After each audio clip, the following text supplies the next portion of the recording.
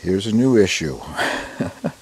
One of the little bantams has got wing feathers enough that he flew up out of the box that he's been in, the brooder with the lamp over it.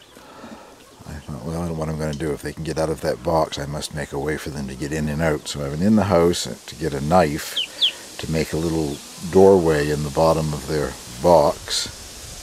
Where'd he go? Like a mouse doorway like you see in the cartoons, small enough that they could get in and out, but the larger white birds here, the chanticleers, couldn't get in and out. And in the few minutes that I'm in the house, this guy goes right outside. He said, don't see any reason, he said, why the big guys can go out, why I can't. That's sort of a distress call there, though. He's regretting that he did it, I think.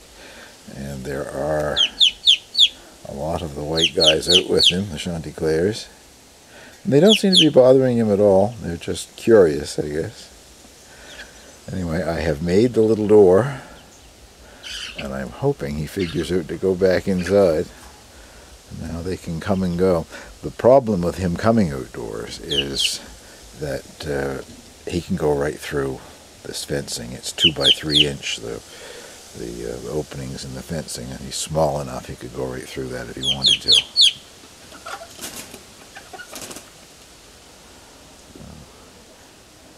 Eventually I'll show you what I mean inside with the little mouse-sized doorway for them in their brooder box. But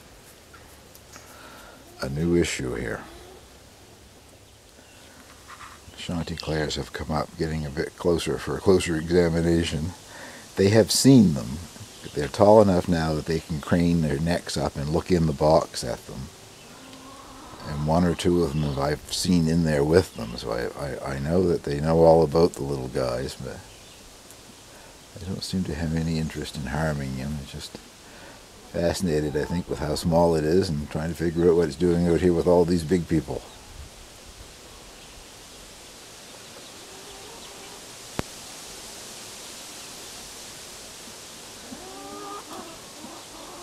Actually, my limited experience with chanticleers, they seem to be very timid. The chanticleer rooster that I had to give away, and I didn't give him away. I lost him, the chanticleer rooster, this winter. I'm thinking of a different one, I guess, that I gave away. But anyway, the chanticleer rooster that I had actually allowed the little Prince Leah, the bantam black silky rooster, to become the dominant rooster in the hen house. He would jump out of the way whenever the little guy came near him.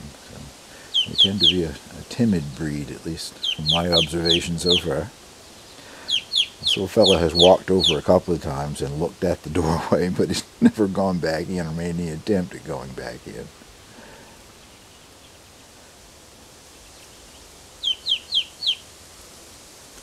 Oh, here we go, out through the fence. Yep, I gotta go see if I can catch it. I should have left the camera running. It wasn't any trouble at all getting him back in. I just went over there, and the closer I got, he just jumped back up on the fence and went back inside. This is a bit on the dangerous side for him. We have a lot of cats around here, neighborhood cats that come for a visit. And a little guy like him will just be a snack.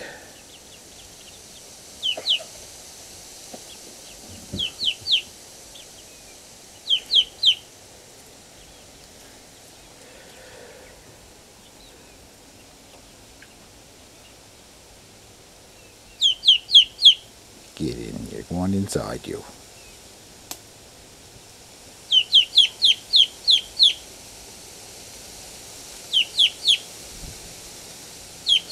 That's the little platform by the door. He walks by and looks at it, but has no intention of going in.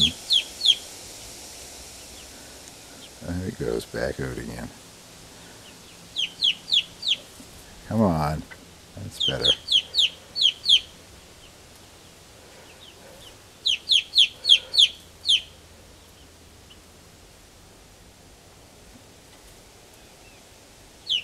Well, there we go. He's done some exploring and gone back in. Well, he's been out again and came back inside. When I first opened this door, it made him a little nervous and he went back out.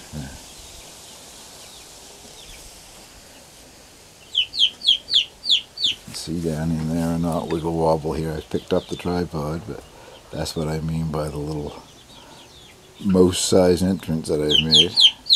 And this chap now wants to come out here with me.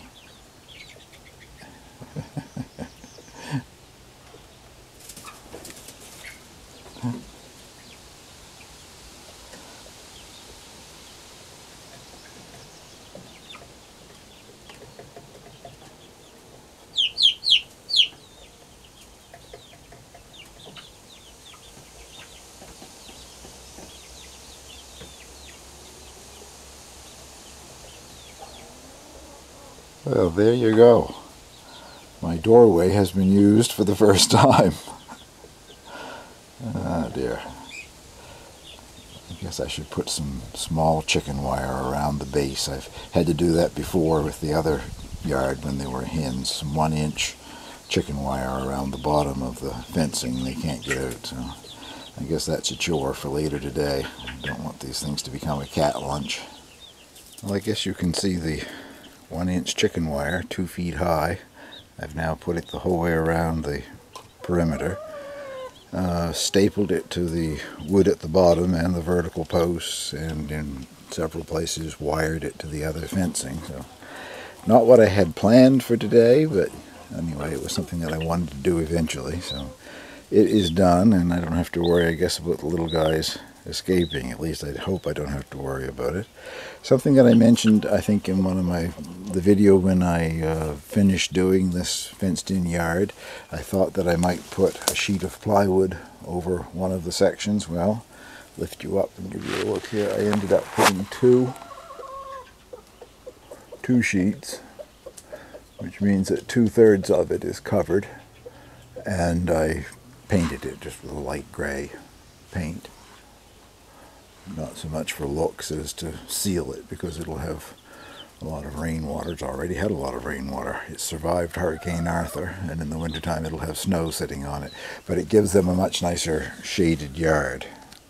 2/3 of the yard is shaded, although right now, forget the shade, everybody's out sitting in the sun. But on very hot days, I think they will appreciate the shade. It'll give them a cooler place to be, because the coop itself gets quite hot in the late afternoon.